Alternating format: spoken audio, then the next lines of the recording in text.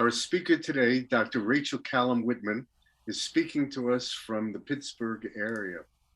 Rachel grew up in an ethical society, taking part in the Ethics for Children curriculum at Northern Virginia Ethical Society outside of Washington, D.C. She was very active in the national youth group, Yes, and today found out that actually met her husband there. And then in FEST, the young adult group, Future of Ethical Societies. Her degrees are in psychology and education with a doctorate in educational leadership with a focus on disability from Duquesne University. She has worked in many settings to empower young adults with disabilities to become leaders of their own lives. And she is a self-advocate living with bipolar disorder. Her memoir, Instability in Six Colors, paints a vivid picture of living with chronic mental illness, trauma, and complicated relationship with insanity, suicide, and self-love. She'll be talking today about unpacking ableism. Welcome, Rachel, and so happy to have you here with us. Thank you so much. It's absolutely wonderful to be here. So I really appreciate everybody welcoming me. And yeah, so I'm going to kind of get cracking. I'm going to share my screen. I tend to like using visuals. I hope it, can convey certain messages. So I'm going to go ahead and do this right now. All right. Hi, everyone. So that was a really wonderful introduction. Thank you so much. Before I get into it, my pronouns are she, her, and on the slide, it says Dr. Rachel Kallem Whitman, but the doctor is silent. So just disregard that. So I'm really excited to have this opportunity to chat with you about something that means so much, both personally and professionally. As mentioned, I'm a self-advocate who lives with bipolar disorder. I'm also a professor, an author, and I really like to have opportunities to start a dialogue about things we don't always talk about, including ableism. So some people might have seen this example before. So it is a young woman, and she's wearing a mask that has kind of this clear panel where you can see her mouth. Can everybody see the slide? Everyone can see, excellent. And so something that's really great about this mask is that it was developed. So people who are deaf or hard of hearing, who you read lips in order to help them attain information, can see someone's mouth, which is a pretty fantastic idea. And something really great about it too is it doesn't just help people who might be deaf or hard of hearing, but for people who are learning languages, who, again, it's really important to be able to access a person's facial expressions. So I think we're gonna get into this idea of inclusion. And so I think this is a great way to start it. As I said, so I grew up in the Northern Virginia Ethical Society. And so you can see there, that is me. And we met at Green Hedges School. So I spent a lot of Sundays there. I don't know if you can see behind is a banner that I helped make. It says, where people meet to seek the highest is holy ground.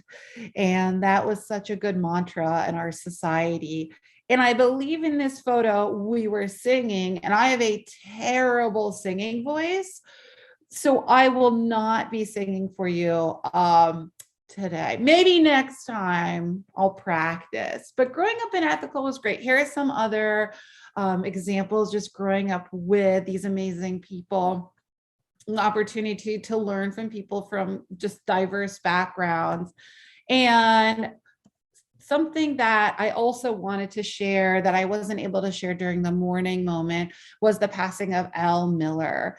And L was such a light. He was such a kindred spirit. He helped in every capacity that he could. He had just a best sense of humor. And when we met, we gave each other great nicknames. So I called him Popsicle, and he would always call me Darling. And I think he was a great example of somebody who really lives the work and not just somebody who, has this kind of peripheral attachment to this stuff, but somebody who really values this kind of social action. And he will be missed. So, as I said, I'm a professor, and one of the things that I like to start my classes off is it's called an access check-in.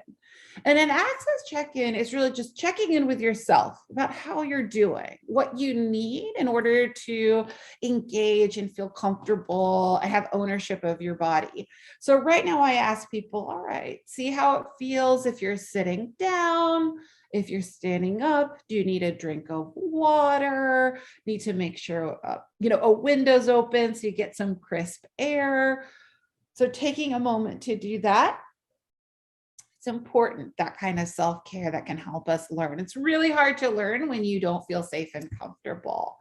So when I teach, and so I teach college students, usually seniors, and this class is a social justice course. It's also called Unpacking Ableism. And it's looking at this experience of what it's like to live with a disability. And I try to pull in different activities and practices that I think are really inclusive. We'll talk about inclusion in a little bit. One of them is I have sign time. So every class I start out teaching my students a sign from American Sign Language. I'm not fluent, but I think sign is such an amazing, powerful language that we should all have a lot more access to. So I wanted to teach everybody the sign for applause in ASL, which I think is just really fun. So if everybody, if you don't mind, putting your hands up. So you put your hands up and you spread your fingers out. So you kind of have this wide stance. So in the hearing world, we clap like this. But in the deaf community, this is how you clap. You just shake your hands back and forth, which is really cool, right? Because it's this visual, showing of like, yeah, I hear you. I like what you're saying. So I always encourage people to use that because it's a pretty fabulous way to acknowledge somebody and show that you appreciate them. So it's February, so it's Black History Month. And so I think it's really important, right, that we honor different histories and experiences. But, Black history is part of everybody's history. This is all of our history. And so trying to make sure that we're inclusive is really incredibly important as we kind of move forward and have an understanding of all of our relationships. But I wanted to start out with two figures that you're probably familiar with, Harriet Tubman and Emmett Till. And something that's really interesting about their stories that not a lot of people are familiar with is that Harriet Tubman and Emmett Till both had disabilities. In the disability world, often there's this experience called disability erasure, where people who have power and these kind of ability, the privilege to write history, leave certain things out because maybe they don't deem them as being important. And this happens a lot with people who have intersectional identities. And I think intersectionality is so important. We'll get into that a little bit more, but this idea that our identities are layered and multifaceted. We're not just one thing. Our identities is not just, for example, I'm a cisgender white woman with a mental illness. So I'm going to experience saneism or stigma regarding mental illness. And I'm also going to experience sexism and misogyny. But again, as a white woman, I'm never going to have the experience of racism. So the importance of honoring the fact that we have these layered identities and understanding just because I don't experience doesn't mean it's this very real component of people's lives. So Harriet Tubman, when she was growing up, she actually was struck in the head by a slave master. And the result of that was a traumatic brain injury. So she developed epilepsy and hypersomnia. And when she would have seizures, and they call them kind of sleeping spells, is how the hypersomnia kind of manifested. She'd have visions of the Underground Railroad. So in her story, something that is so powerful and important that just gets left out is how this disability in its own way informed her ability to create this movement and this social justice engine. But we don't hear about that. And so we have to ask ourselves, why? And in my class, this is the sign for why in sign language. And so I always ask my students, why don't we know this? Emmett Till was murdered and tortured by white men for the accused crime of whistling, catcalling at a white woman, which later the woman ended up recanting her story. But Emmett Till also had a disability. When he was a young child, he contracted polio. And one of the things that happened with polio is he developed a stutter. So when he developed a stutter, he had a lot of anxiety around speaking. So something that his mother taught him as a way to help him calm down, to kind of as a preface to starting to speak out things, was to whistle. Was to kind of whistle under his breath to get his flow of speech. One of the particular issues he had a hard time saying bees, as in bubble gum. So often if he did go into a store before he did something like buy bubble gum, he would whistle because it would help him and get his mouth ready to form the words. This is an important part of Emmett Till's experiences. And yet so many of us, again, are not taught about that part of his identity. We have to ask ourselves, why? Why did someone decide that aspect of who they are didn't matter, right? Intersectionality, again, is so important when it comes to understanding people and their social identities, their social roles, the expectations surrounding it. Audre Lorde has this great quote: "There's no such thing as a single issue struggle because we do not live single issue lives." And I absolutely love that. The term intersectionality was coined by Kimberly Crenshaw in 1989. She coined this when she was working with a woman who was a Black woman who was struggling with employment in her employer. And this woman was like, I'm experiencing racism and sexism and misogyny, not just racism. And Kimberly Crenshaw was a lawyer who stepped in to talk about intersectionality. She coined this word again in 1989. This word was not adopted by the dictionary until 2015. So something that clearly has been around again since people have existed was not acknowledged in a formal way for years. So what's the underlying narrative that this, something so important, received no legitimacy, no validity for so long? And so again, we have to ask ourselves why that was left out of the conversation. So let's talk about disability and what it is. So there's a term in disability studies, and the term is TAB. And what that stands for is temporarily able-bodied.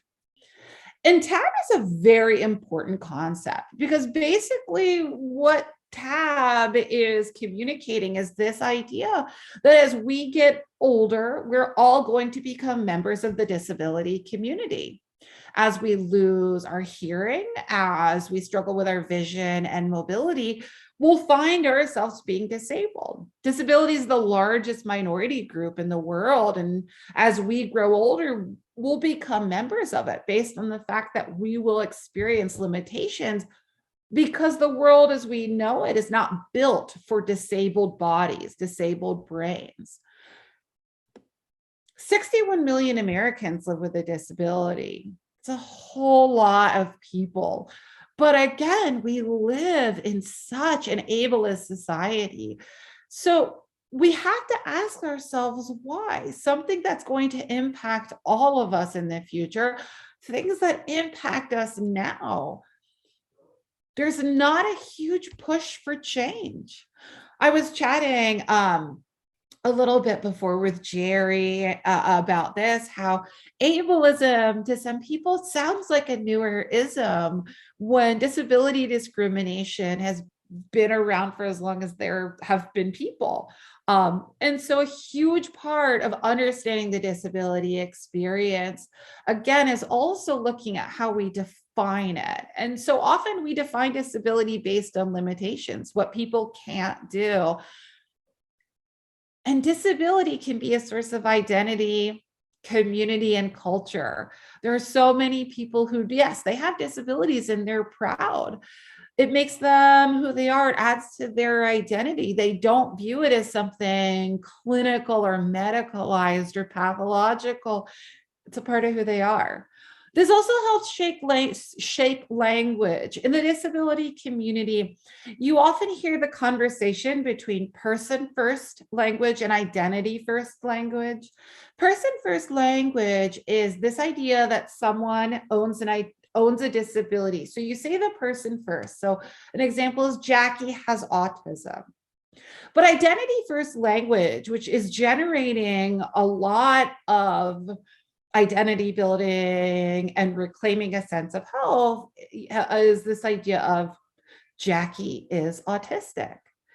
And with this idea of identity first language, it's this idea of, this disability, it's not just something that I have, it's a part of who I am. And why is that a bad thing? Why can't I claim that as this part of who I am? So as I go through this presentation, this platform today, you're going to hear me, instead of usually saying folks with disabilities, I usually say disabled folks, disabled people.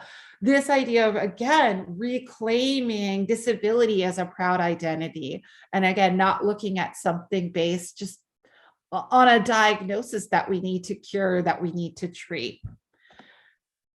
Ableism, like all of the ism, is this idea of looking at privilege, right? And so ableism is, again, this idea that people who are non-disabled or able-bodied, looking at the terminology, they're at an advantage. They can access parts of the world that have been deemed inaccessible by individuals with disabilities.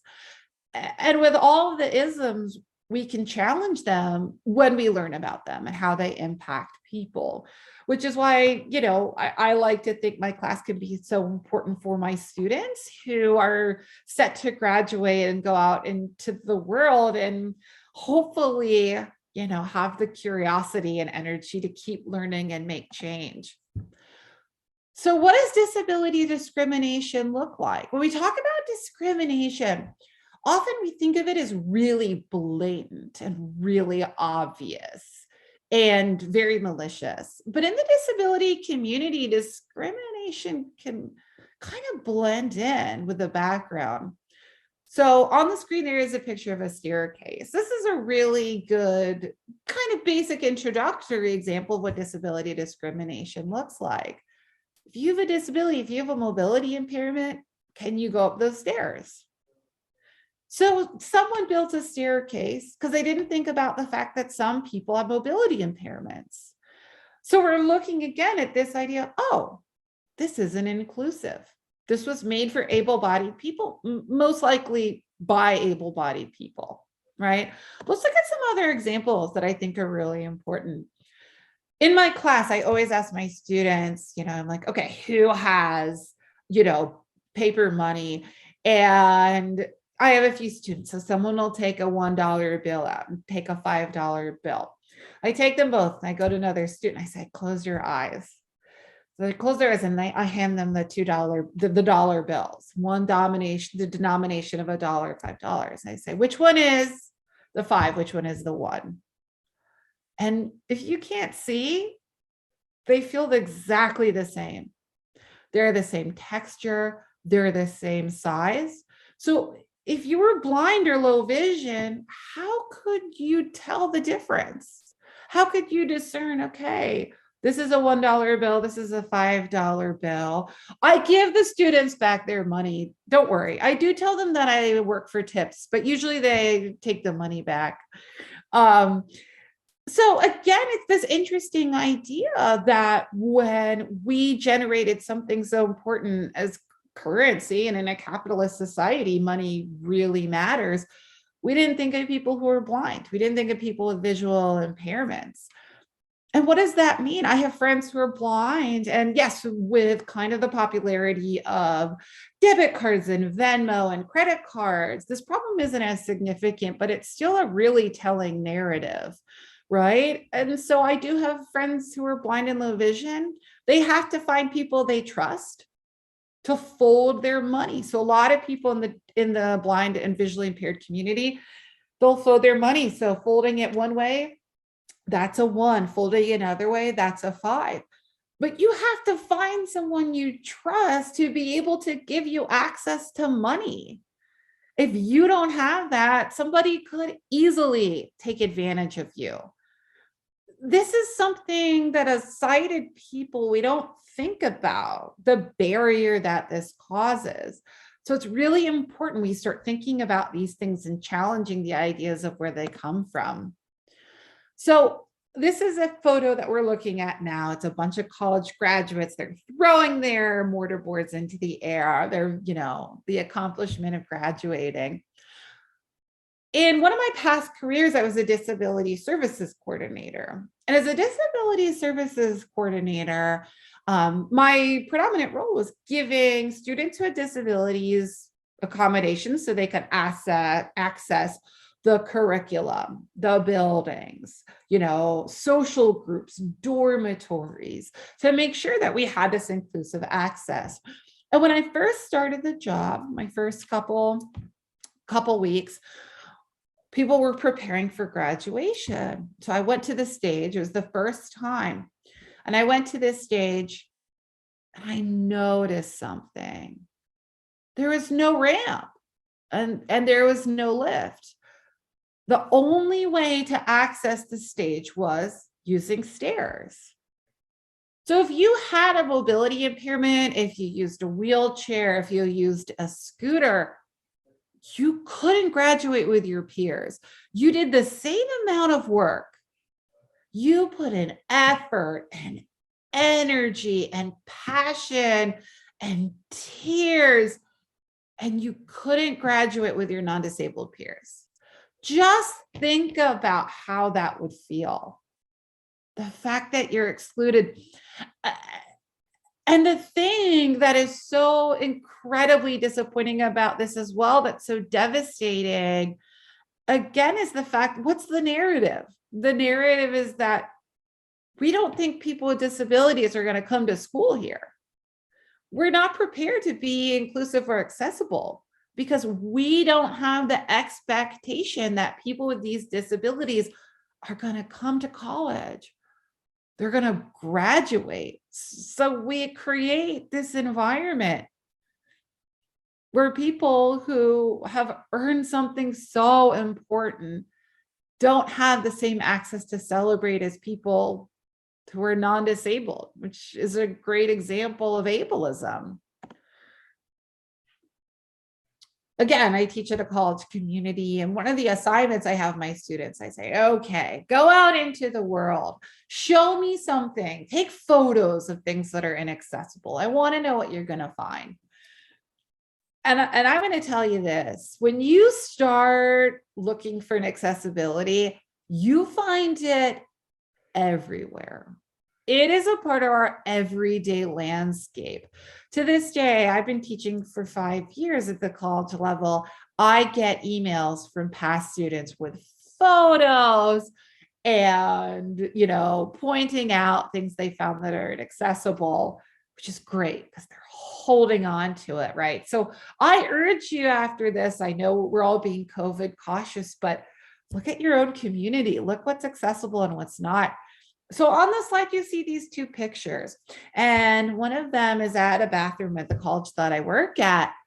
If you are of shorter stature, if you're a little person, if you use a mobility aid, a scooter, how do you reach the paper towel dispenser?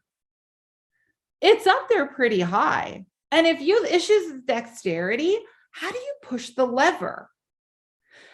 and somebody put a trash can right in front of it. This is an excellent example of the lack of access, because I'm going to tell you this, you could easily take that paper towel dispenser and put it lower so everyone has access to it. But this is really common. The other photo that we have, it's an example of a curb cut. And what a curb cut is basically when somebody was building a curb, it's kind of this gradual bit of a ramp.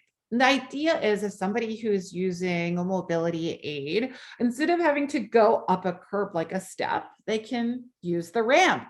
That's super important, right? But if you see in the photo, what's kind of been covered by the curb cut, you see there's this yellow plastic panel with these raised bumps called truncated domes. What's really interesting is truncated domes. They're for people who are blind or low vision, who can feel when they're walking that, okay, the texture here has changed. That means the sidewalk is going to end. That means it's going to be, I'm going to get into the street, so I need to be careful. But this is interesting. For people who use wheelchairs, these truncated domes can be problematic because they can get wet, they can ice over. I live in Pittsburgh and we have something called Pittsburghese, which are kind of interesting terms that Pittsburghers use. One of my favorite ones is it's slippy, saying that it is slippy. And this is an excellent example of things being slippy. So you have two communities, people with disabilities who need curb cuts for mobility and people who need truncated domes. But we haven't found a way to do that in a way that gives everybody access, right? And we ask why. Again, real quick, I had my students look for things that were inaccessible. One of my students found a buzzer to get into health services, and there's no braille. So if you're blind or low vision, how would you find it? It's winter, so we have snow. And if people plow and put snow on the sidewalk, it's really dangerous to cross the street or maneuver. Those are these physical examples of discrimination, but we also have to look at others. As you can see, there's here Burger King, CNN, Beyonce, Nike, Amazon. The thing that all of these have in common is they were all sued. Each of these companies was sued because their websites were inaccessible. Amazon has all the money in the world. Beyonce, Burger King, just do it, CNN. And they didn't make their websites accessible for people who are blind and low vision. It took a lawsuit for them to realize, hey, people who are blind or low vision, they want to go to concerts, they want to eat food, they want to order, cutlery in the middle of the night as they're scrolling on Amazon.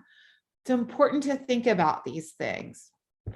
So the opposite of discrimination, it's really important to focus on, is this idea of universal and inclusive design. And what that is, it's this idea of like, hey, let's make things accessible to everybody, right? Universal and inclusive design, I love this graphic. And so you see this graphic, and it shows people who are standing in front of a fence. And there's a tall person who can see, somebody who needs a box to see, and then somebody who is even shorter. And in this visual, what I think is really interesting is this idea of looking at privilege and looking at this idea of equality, equity, and liberation. So equality in this is this idea, everybody gets the same box to try to see over the fence. But the two people who are shorter, they can't see because they need equitable accommodations. So one of the people, they just need one box, but one of them needs two boxes to be able to see. But then we have to ask ourselves, why do we have the fence in the first place? Why do we just remove the fence? And universal and inclusive design is basically saying that, let's get rid of the fence so everybody can access things. So it's not based on you have to have accommodations. It's based on we recognize your humanity. We want to include you. One of my students I thought was great when we were doing this assignment. She took a picture of the entryway to her apartment building where there's stairs, and she said, adding a ramp would save everyone time. And that's really important. Why don't we have a ramp? Why do we have stairs? We're not thinking about disabled people. This is ableism at work, right? And here's the thing with inclusive design. Again, it's stuff we all use. Cell phones and technology are excellent. We can all access that. So it's not just people with disabilities, deaf folks who need to be able to text. We all text. It works for everyone. Having captions, people who are, people who are deaf, people who have dogs barking, using captions can really help, right? The fact that now we have like grocery delivery, people with disabilities can use that.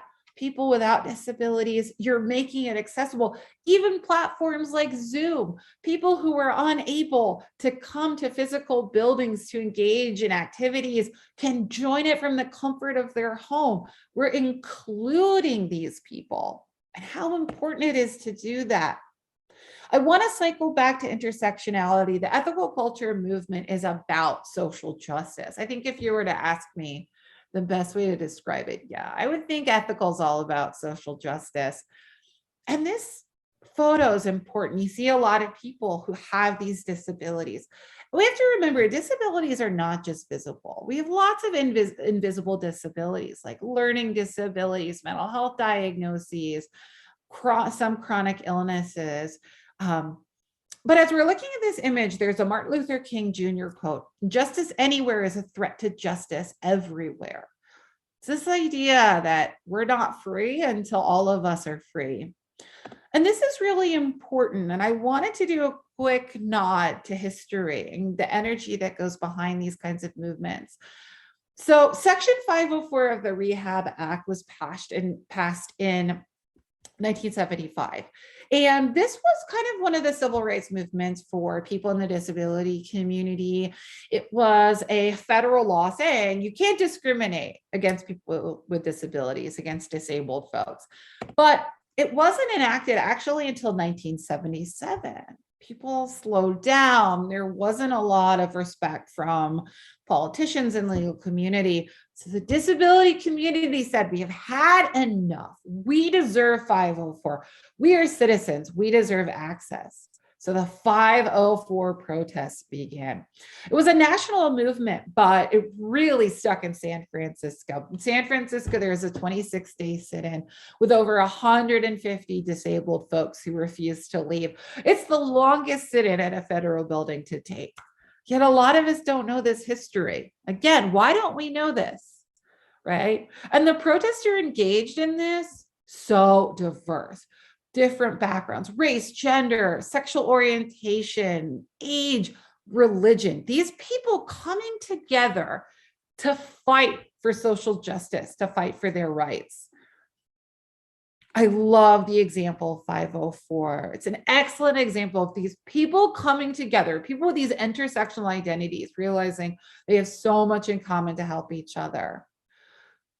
In San Francisco, they were a group of gay men, and they called themselves the Butterfly Brigade. And they walked around the streets of San Francisco and basically made sure there were no hate crimes, that people were not attacking people who were gay or queer. And one of the things they did to help is when the phone lines were cut at the building in San Francisco, the Butterfly Brigade smuggled in walkie-talkies so the folks with disabilities could communicate to each other. The deaf community helped too. When the phone lines were cut, people who were deaf were able to sign out the windows to translators below so they could sign messages and communicate in that capacity.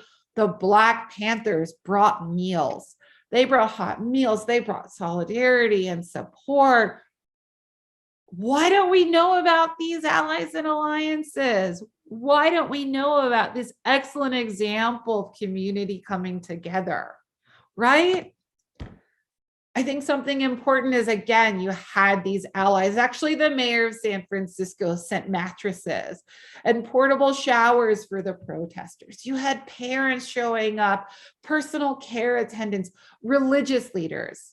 During the protests, pastors came and had an Easter mass. We had rabbis who led a Passover Seder. They even had a little mini Easter egg hunt. People were coming together for change. and being inclusive about it. Even Jefferson Airplane showed up. So we're having these protests of people who are fighting for change, and it's turning into Woodstock. You have Jefferson Airplane who's giving their support by coming and playing music. What an amazing opportunity of support and publicity to make people realize that disabled folks deserve the same access and rights as everyone, as everybody else, right? When we look at the disability rights movement, we look at things like Section 504. And there were other movements as well, which were significantly, incredibly important. 504 is a great example because you had, again, folks with these intersectional identities. So you had people with disabilities, but they weren't just disabled. They fought in the civil rights movement. In the women's rights movement, people who attended and organized anti-Vietnam War protests. Again, all of these identities coming together to learn from each other, to support each other. The reason why this was successful is because it wasn't just left to people with disabilities, it was everyone. This inclusion being such an engine of change. How awesome and inspiring is that? But when I talk to my students, no one's ever heard this. They have never heard this. And why haven't they heard this? This is such an important example of how disability can be an identity and proud part of who you are, right? Allyship is something that's incredibly important. I think we talk about it quite a bit. And up here, I kind of posted a little bit of the official spiel of what allyship could mean.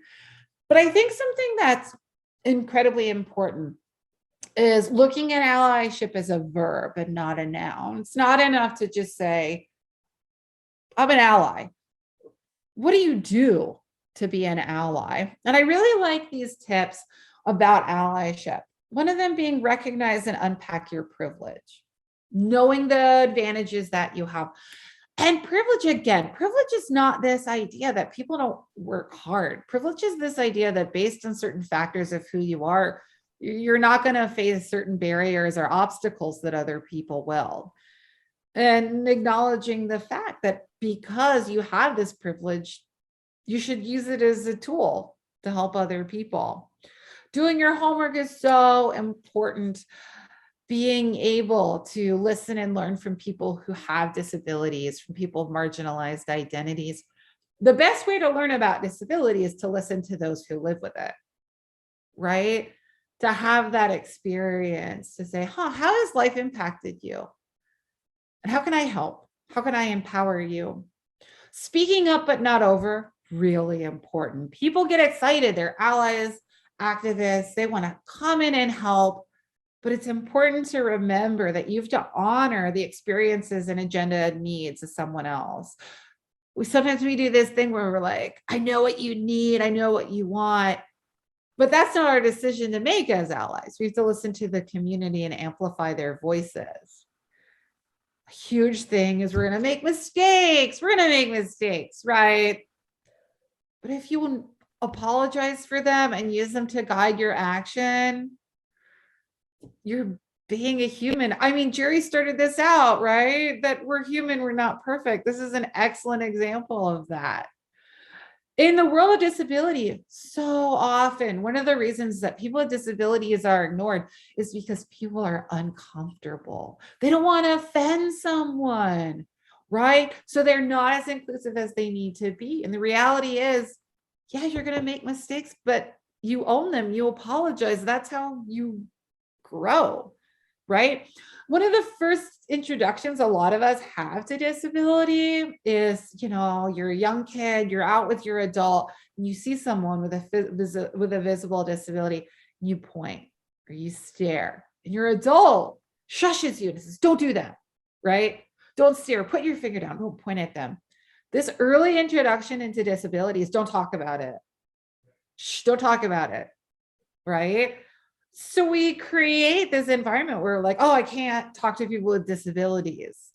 You know, it's taboo. I can't do them. I'm going to offend them. Why? Why don't we do this? People with disabilities are a part of our community. Why don't we know sign language? Why are there stairs everywhere? Why is there so much prejudice around people who have mental illness? We don't learn about it. We're not curious about it because so many of us, we just don't think it does an impact who we are as people, right? I love this quote. This quote, I think, is beautiful. When a flower doesn't bloom, you fix the environment in which it grows, not the flower. And this is so excellent, right? We look at people with disabilities and we think they're the problem, they're broken, they need to be fixed.